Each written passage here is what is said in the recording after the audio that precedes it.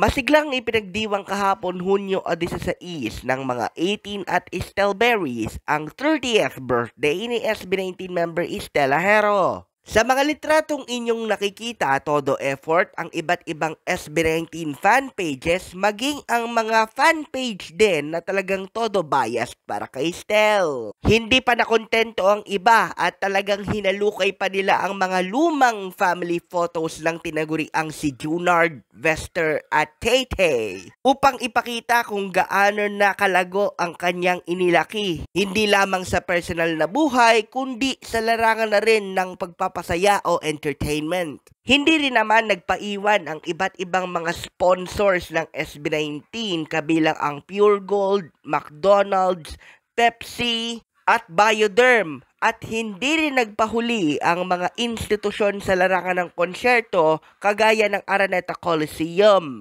Ipinanganak noong Hunyo 16, 1995 si Estel at siya ay lumaki sa Las Piñas at nagtapos ng Hotel and Restaurant Management sa STI College. Maliban sa kanyang mga group activities bilang miyembro ng SB19, si Ahero din ay naglabas ng kanyang solo entry noong nakaraang taon na may titulong Room at nagsilbi rin bilang hurado sa The Voice.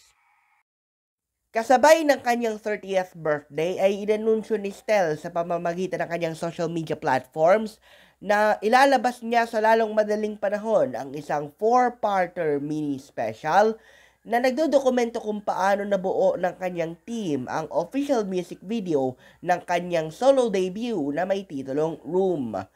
Samantala, naging busy naman ang buong weekend ng P-Pop Kings dahil noong Hunyo 14 ay nagtungo sila ng Legazpi City, Albay para sa Bicol Loco Hot Air Balloon and Music Festival na punong abala ng isang concert promotions company at ng Tourism Promotions Board.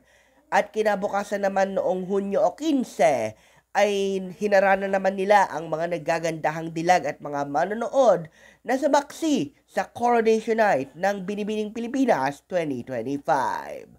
Para sa Mabuhay Radio News na walang takot walang pinapaboran, ito ang Senbat sa Patrol No. 2, Stephen Saraspe Perez.